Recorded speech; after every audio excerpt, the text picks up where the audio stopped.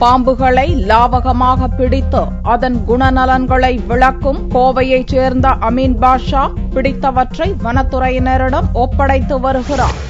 பாம்பென்றால் படையும் நடுங்கும் என்று ஆண்டாண்டு காலமாக சொல்லப்பட்டு வருகிறது. காரணம் அதன் விஷத்தன்மைதான்.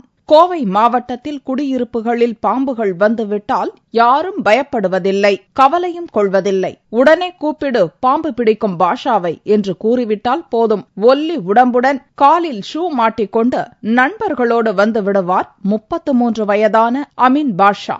நண்பர் மற்றும் உதவியாளருடன் வரும் பாஷா பாம்பு இருந்ததாக கூறப்படும் இடத்தை அலசி ஆராய்ந்து கடைசியில் கண்டுபிடித்து விடுவார். லாவகமாக கையில் பிடிப்பவர் சற்று நேரம் அதனுடன் விளையாடிவிட்டு அங்கிருப்பவர்களிடம் அந்த பாம்பின் குணநலன்களை விவரித்து விடுவார்.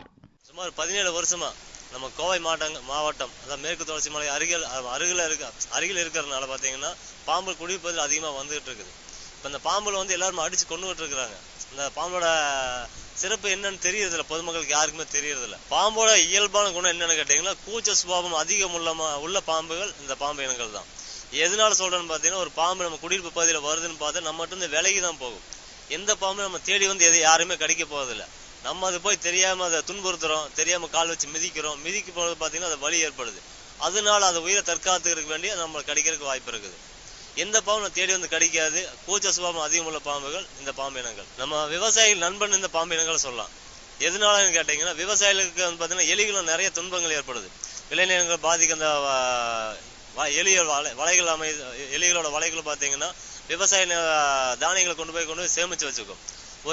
ஒரே ஒரு ஜோடி அதாவது ஒரு ஆண் பெண் ஒரு எலி பாத்தீங்கன்னா ஒரு வருஷத்துக்கு 25,000 குட்டிகளை போடக்கூடிய அந்த எலி இனங்கள்.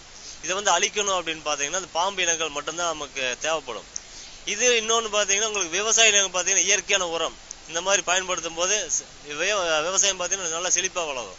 இந்த ரசாயனமோ இந்த கெமிக்கல் ஏதோ போட்டு யாருமே இந்த மாதிரி பண்ணாங்க அப்படின்னு பாத்தீங்கன்னா விளை நிலங்களுக்கும் பாதிப்பாகும், மரங்களும் சரி எல்லா இனங்களும் பாத்தீங்கன்னா சீக்கிரமா பட்டு போறதுக்கு வாய்ப்பு இருக்குது. இந்த பாம்புல பாதுகாக்கணும், நம்ம எலிகளை கண்ட்ரோல் பண்ணோம் அப்படின்னா இந்த பாம்புகள் கண்டிப்பா நமக்கு தேவை. இன்னொன்று நாங்க எதுனால இந்த பாம்புல பாதுகாக்கணும் ஒரு முயற்சி எடுத்துட்டு இருக்கணும் பாத்தீங்கன்னா இந்த பாம்புனால நமக்கு பல விதங்கள் அவங்க நன்மை ஏற்படுது.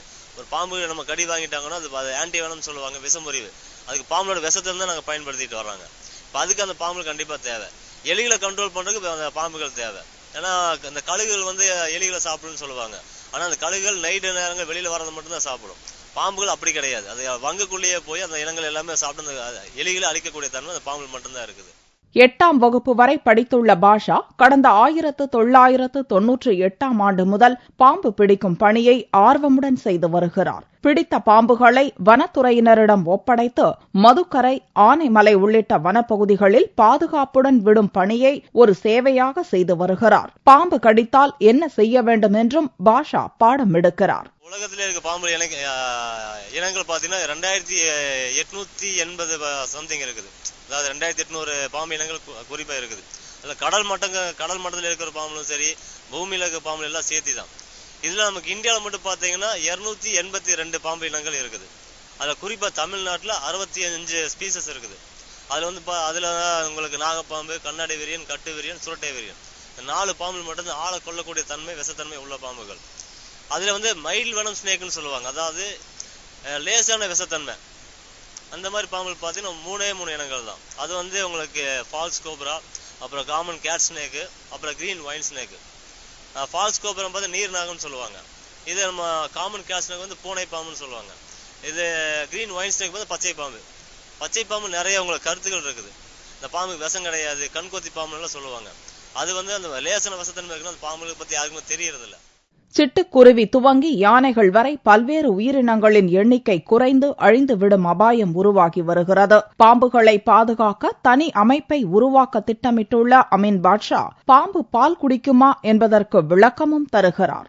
இப்ப ஒவ்வொரு நம்ம தமிழ்நாட்டிலே பாத்தீங்கன்னா புலிகளை பாதுகாக்கணும் ஒரு அமைப்பு இருக்காங்க, அப்புறம் மாடுகளை பாதுகாக்கணும் ஒரு அமைப்பு இருக்கிறாங்க, அப்புறம் அந்த கழுகுகள், சிட்டுக்குருவிகள், ஒவ்வொரு உயிரினங்கள் பாதுகாக்கணும் அமைப்புல எல்லாருமே இருக்கிறாங்க. ஆனா பாம்புக்கான பொது யாருமே வர்றதில்ல. என்ன அப்படின்னா அந்த பாம்புல நன்மை யாருக்கும் தெரியப்படுத்துற ஒரு விழிப்புணர்வு ஏற்படுத்த யாருமே வர்றதில்ல. என்ன அப்படின்னா அந்த பாம்புல அருகறுப்பு. நம்ம பாம்புல பார்த்து எல்லாரும் பயந்துதான் ஓடிட்டு இருக்கிறாங்க. இது நமக்கு ப்ளூ கிராஸ்னு ஒரு அமைப்பு இருக்கிறாங்க. அவங்கள பாத்தீங்கன்னா ஒரு சாதாரண ஒரு மாடு அடிக்கிறாங்க, வதப்படுத்துறாங்க ஒரு சின்ன ஒரு இன்ஃபர்மேஷன் கிடைச்சாலே நேரா அவங்க வீடுகளுக்கே வந்து உங்களுக்கு ஃபைன் போடுறாங்க.